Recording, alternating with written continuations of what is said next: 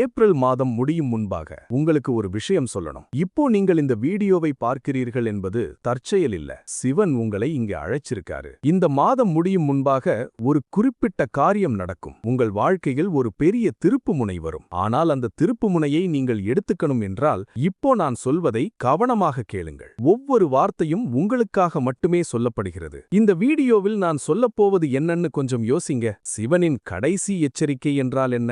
ஏன் ஏப்ரல் மாதம் மட்டும் இவ்வளவு முக்கியம்? இதை கேட்கும்போது உங்கள் மனசுல ஒரு நடுக்கம் வரும். அந்த நடுக்கம்தான் சிவன் உங்களை தொட்டிருக்கான் என்பதற்கான அடையாளம். இந்த வீடியோவில் நாம் பேசப்போவது சும்மா பூஜை முறையில்ல, சும்மா மந்திரம் இல்ல. இது உங்கள் உள்ளுக்குள் இருக்கும் தெய்வீக சக்தியை எழுப்பும் ஒரு பயணம். உங்கள் வாழ்க்கையில் இப்போ என்ன நடக்கிறதோ அது எந்த நிலையில் இருந்தாலும் சிவன் உங்களை கைவிடவில்லை என்பதை இந்த வீடியோ நிரூபிக்கும். கடைசி வரை கேளுங்கள். ஒரு சர்ப்ரைஸ் காத்திருக்கு. அது உங்கள் வாழ்க்கையை முழுவதும் மாற்றும். நாம் ஆரம்பிக்கலாம். ஒரு நிமிடம் கண்களை மூடுங்கள். ஆமா, இப்பவே வெறும் 2 வினாடி மட்டும் மூச்சை உள்ளே இழுங்கள், நிறுத்துங்கள், மெதுவாக வெளியே விடுங்கள். இப்போ உங்களுக்கு எப்படி இருக்கு? ஒருவிட அமைதி வருகிறதா? அந்த அமைதிதான் சிவன். உங்களுக்குள்ளேயே இருக்கும் சிவன். நாம் சிவனை வெளியே தேடுகிறோம், கோயிலில் தேடுகிறோம், மலையில் தேடுகிறோம், கங்கையில் தேடுகிறோம். ஆனால் சிவன் ஒருபோதும் வெளியே இல்லை. சிவன் எப்போதும் உங்கள் மூச்சில் இருக்கிறான், உங்கள் இதயத்தில் இருக்கிறான். உங்கள் சுவாசம் ஒவ்வொரு முறையும் உள்ளே போகும்போது சிவன் வருகிறான்,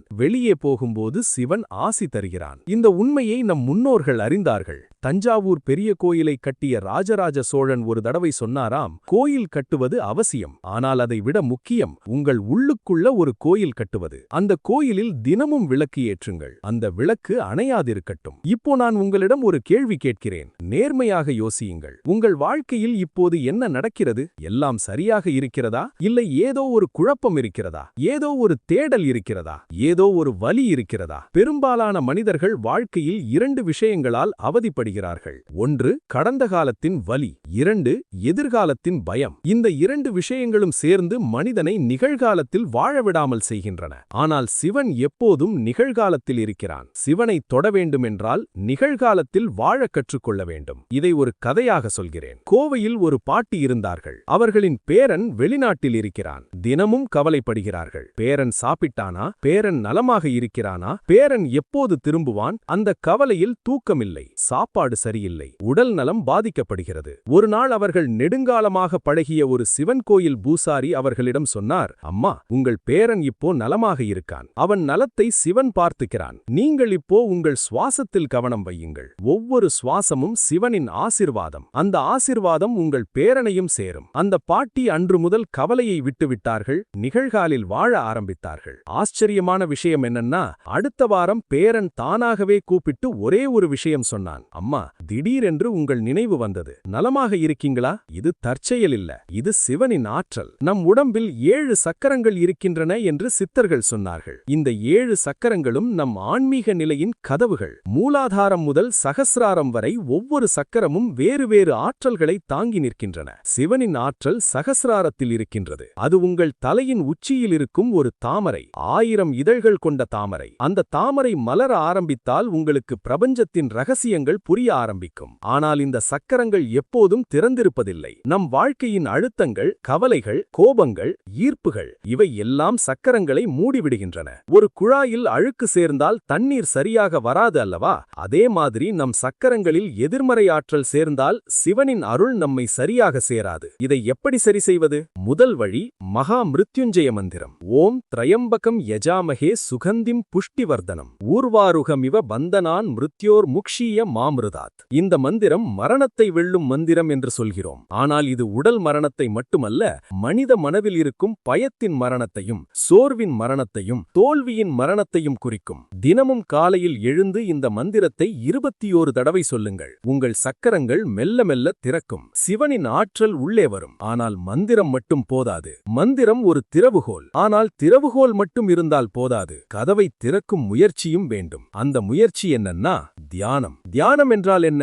நிறைய பேர் நினைக்கிறார்கள் தியானம் என்றால் கண்களை மூடி மனசை காலி செய்வதென்று. இல்லை, தியானம் என்றால் மனசை கவனிப்பது. உங்கள் மனசு என்ன யோசிக்கிறது என்பதை அமைதியாக பார்ப்பது. ஒரு நதியின் கரையில் உட்கார்ந்து நதியை பார்ப்பது போல் உங்கள் மனசின் நடவடிக்கைகளை கவனிப்பது. ஒரு உதாரணம் சொல்கிறேன். மதுரையில் ஒரு தாத்தா இருந்தார்கள். வயது 75. முழங்காலு வலி. தினமும் காலையில் நடக்கவே கஷ்டம். ஆனால் அவர் ஒரு காரியம் செய்தார்கள். தினமும் காலை 5 மணிக்கு எழுந்து வெறும் 10 நிமிடம் மட்டும் உட்கார்ந்து சிவனின் நாமத்தை மனசிக்குள் சொல்வார்கள். சிவா சிவா சிவா என்று. வேற ஒண்ணுமில்ல, வேற எந்த சடங்கும் இல்ல. வெறும் அந்த 10 நிமிடம். 3 மாதம் கழித்து அவர் சொன்னார்கள், முழங்காலு வலி குறையவில்லை, ஆனால் வலி இருந்தாலும் கவலை இல்லை என்று சொன்னார்கள். ஏன்? சிவன் கூட இருக்கான் என்ற நம்பிக்கை வந்துவிட்டது. இதுதான் தியானத்தின் சக்தி. வலியை அழிக்காது, ஆனால் வலியின் மேல் உங்களுக்கு இருக்கும் அதிகாரத்தை மாற்றும். இப்போ நான் ஒரு முக்கியமான விஷயம் சொல்லப் போகிறேன். ஏப்ரல் மாதத்தில் ஒரு தனிப்பட்ட ஆற்றல் இருக்கிறது.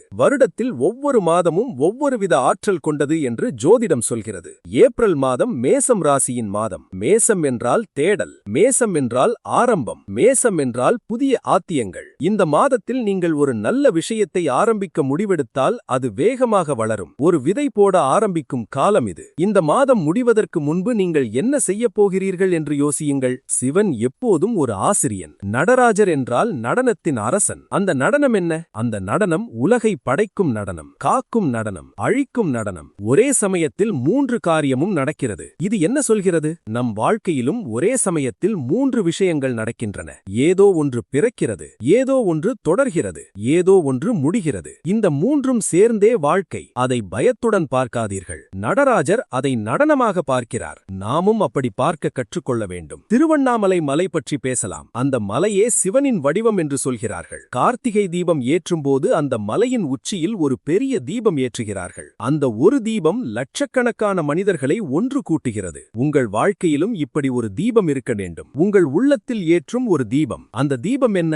அது உங்கள் நம்பிக்கை, உங்கள் நோக்கம், உங்கள் இலட்சியம். அந்த தீபம் ஒளிர்ந்து கொண்டே இருக்கட்டும். காற்று வந்தாலும் மழை வந்தாலும் அணைந்து விடாதிருக்கட்டும். ஆனால் நாம் அந்த தீபத்தை எப்படி தொடர்ந்து ஒளிர வைப்பது? சிவனின் பஞ்சாட்சர மந்திரம் தெரியுமல்லவா? நமசிவாய.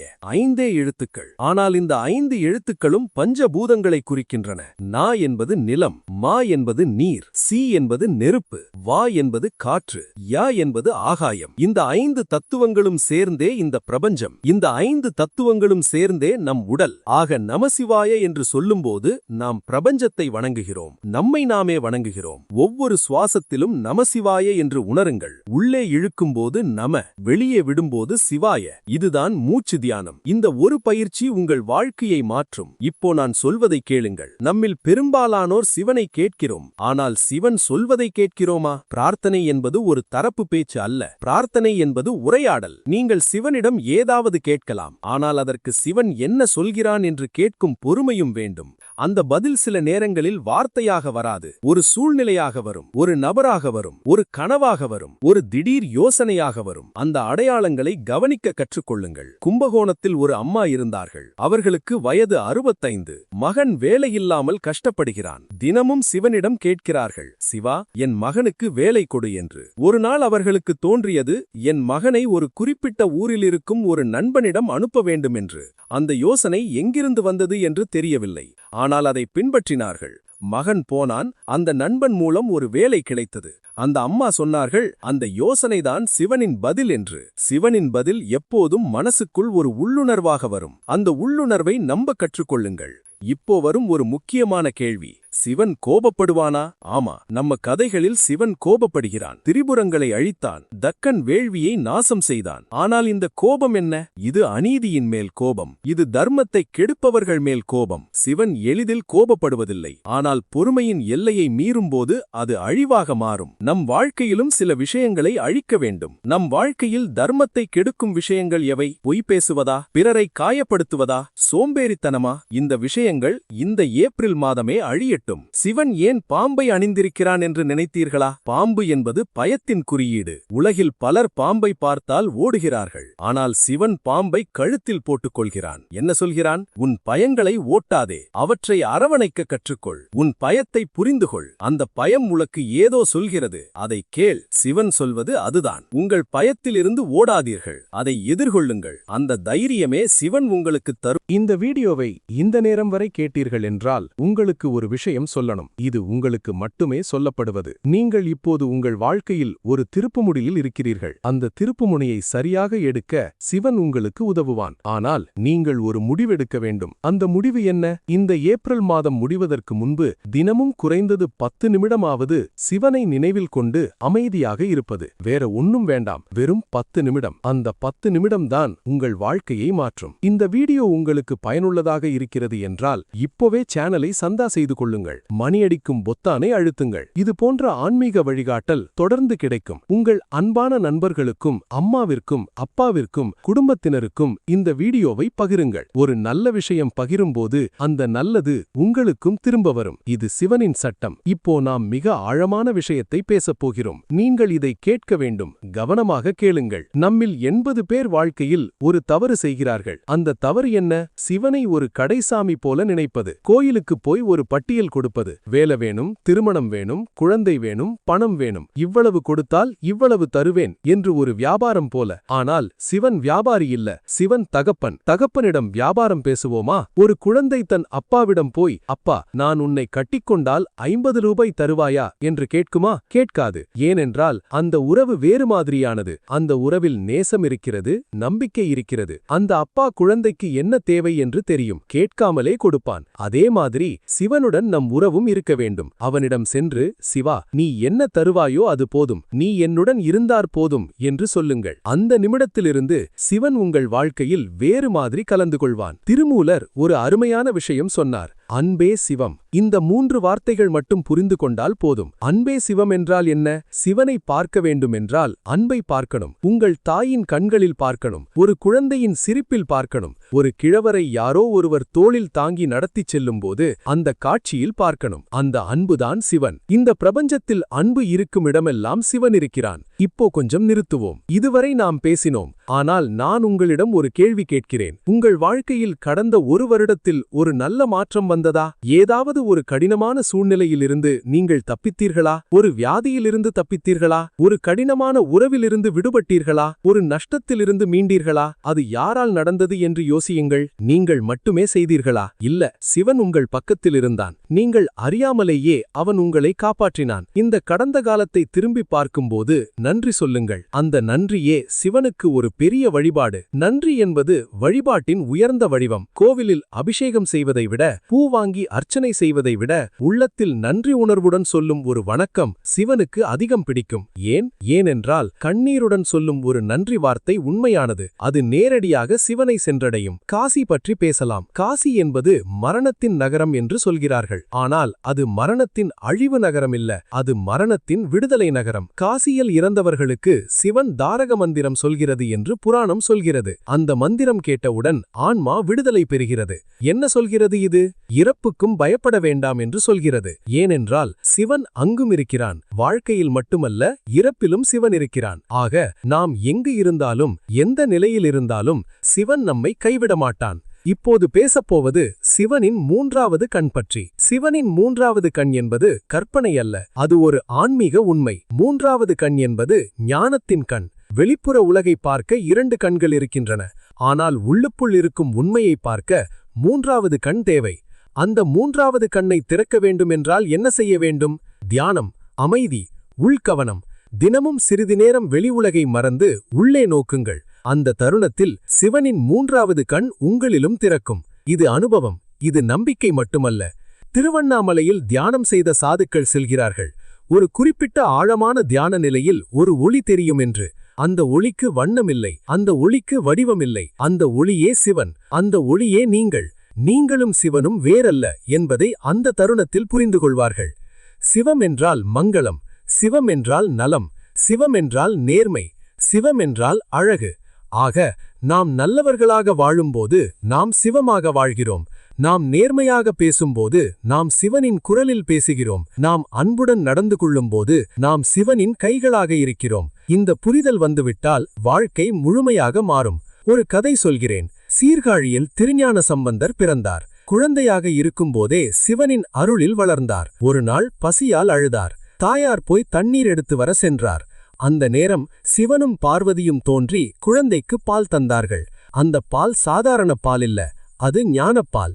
அதை குடித்த திருஞான சம்பந்தர் உடனே தேவாரம் பாடினார். முதல் பாடல் ஆரம்பிக்கிறது, தோடுடைய செவியன் என்று. அந்த ஞானம் எங்கிருந்து வந்தது? சிவனிடமிருந்து. நாமும் சிவனிடம் ஞானம் கேட்கலாம். அது பாலாக வராது, ஆனால் ஒரு நல்ல யோசனையாக வரும், ஒரு சரியான முடிவாக வரும், ஒரு தெளிவாக வரும். அப்பர், சுந்தரர், மாணிக்கவாசகர் என்று எத்தனையோ நாயன்மார்கள் சிவனை பாடினார்கள். அவர்கள் எல்லாரும் சாதாரண மனிதர்கள்தாம். அவர்கள் வாழ்க்கையில் கஷ்டங்கள் இருந்தன.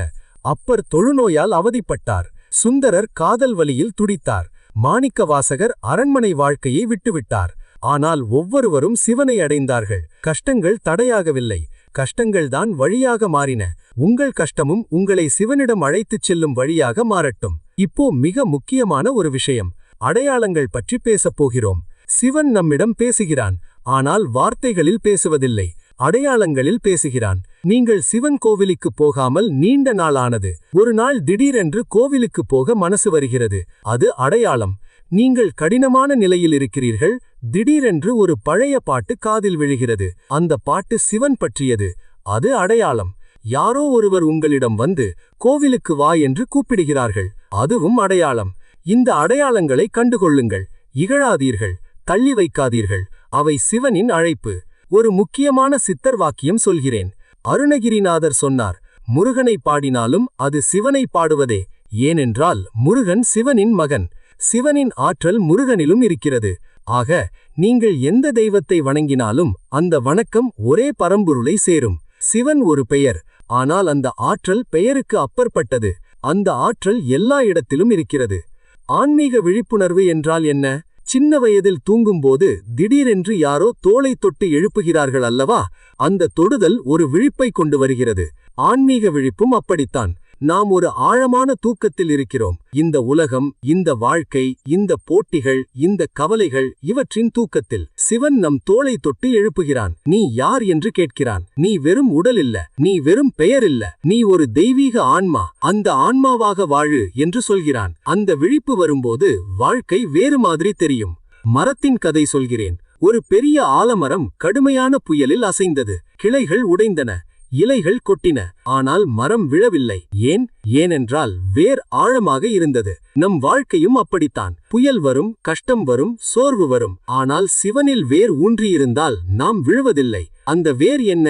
நம்பிக்கை, பிரார்த்தனை, தியானம். இந்த மூன்றும் சேர்ந்தே நம் வேர். இப்போது ஒரு உண்மை சொல்கிறேன். கேட்கும்போது கொஞ்சம் ஆச்சரியமாக இருக்கும், ஆனால் இது உண்மை. சிவன் உங்களை பரீட்சிக்கிறான். இல்லை, பரீட்சை என்று சொல்வது தவறு. சிவன் உங்களை வளர்க்கிறான். தங்கம் சுத்தமாக வேண்டுமென்றால் நெருப்பில் போடுகிறார்கள் அல்லவா?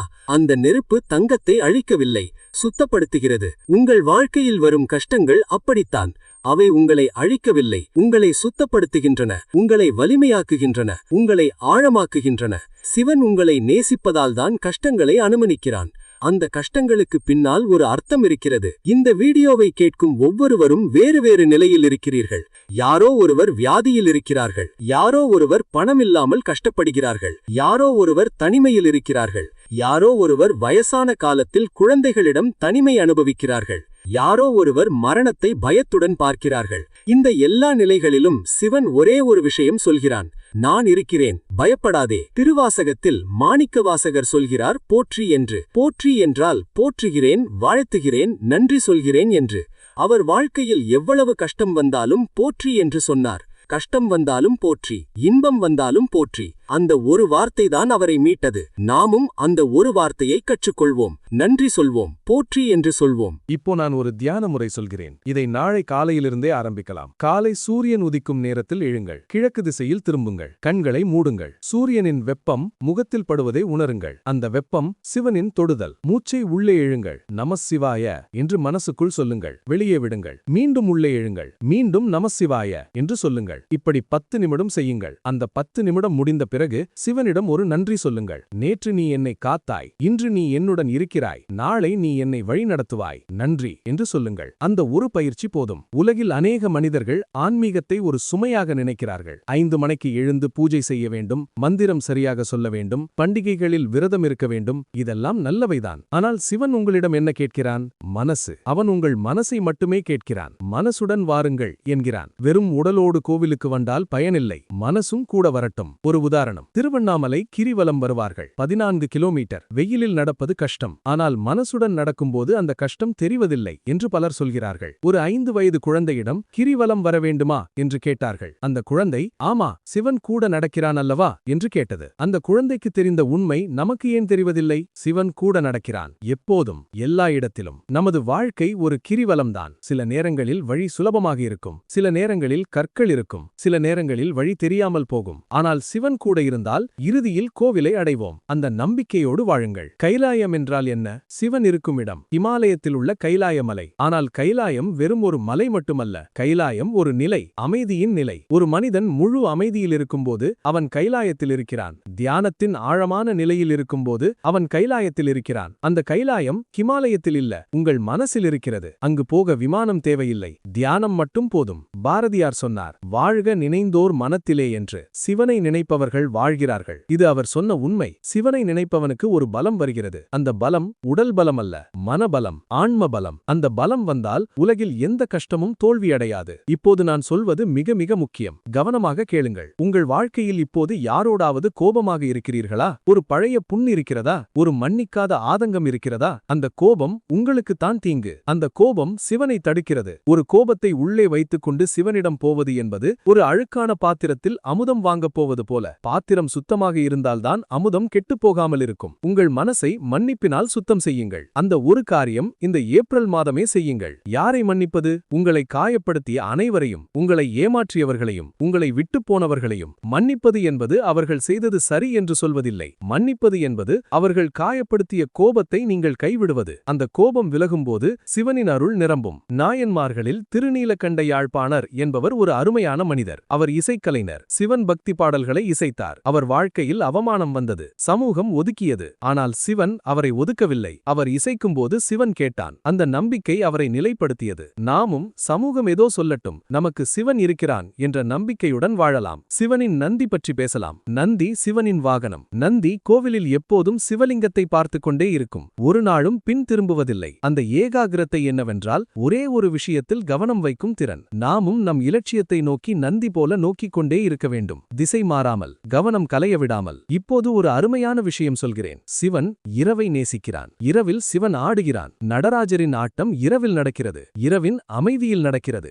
ஏன்? இரவு என்பது ஆழ்ந்த தருணம். இரவில் உலகம் தூங்கும்போது நம்ம மனசு அமைதியடையும். அந்த அமைதியில் சிவன் பேசுவான். இரவில் தூங்குவதற்கு முன் 5 நிமிடம் கண்களை மூடுங்கள். இந்த நாள் எப்படி கடந்தது என்று மனசில் பார்க்க வேண்டாம். வெறும் நன்றி சொல்லுங்கள். நன்றி சிவா என்று. அவ்வளவே. அந்த 5 நிமிடம் உங்கள் தூக்கத்தை ஆழமாக்கும். மறுநாள் காலை உங்களுக்கு ஒரு புத்துணர்ச்சி இருக்கும். ஒரு தகவல் சொல்கிறேன். ஆராய்ச்சி சொல்கிறது, தினமும் 5 நிமிடம் நன்றி உணர்வுடன் இருப்பவர்களுக்கு மன அழுத்தம் குறைகிறது. ஆனால் நம் சித்தர்கள் 1000 வருடத்துக்கு முன்னாலே இதை சொல்லிவிட்டார்கள். நன்றி என்பது ஆன்மீகத்தின் மருந்து என்று. இது தமிழ் மண்ணில் பிறந்த ஞானம். சித்தர்களின் வழியில் செல்லுங்கள் என்று சொல்கிறேன். சித்தர்கள் யார்? வேதியர்கள் அல்ல. அவர்கள் அனைத்து சமூகங்களிலும் வந்தார்கள். திருமூகர், பட்டினத்தார், ஔவையார் இவர்கள் சாதாரண வாழ்க்கையிலிருந்து வந்தவர்கள். அவர்கள் ஒரு விஷயம் கண்டுபிடித்தார்கள். சிவன் உள்ளே இருக்கிறான். வெளியே தேடுவதை விட்டு உள்ளே திரும்புங்கள் என்று சொன்னார்கள். அந்த திரும்புதலே ஆன்மீக விழிப்பு. அந்த திரும்புதலே ஞானம். கொஞ்சம் நிறுத்துவோம். நாம் இப்போது நிறைய விஷயங்கள் பேசினோம். உடன் ஒரு முக்கியமான கேள்வி. இதை கேட்கும்போது மனசுக்குள் நேர்மையாக பதில் சொல்லுங்கள். உங்கள் வாழ்க்கையில் இப்போது நீங்கள் எங்கு நிற்கிறீர்கள்? சிவனிடம் நெருங்கிச் சென்றீர்களா?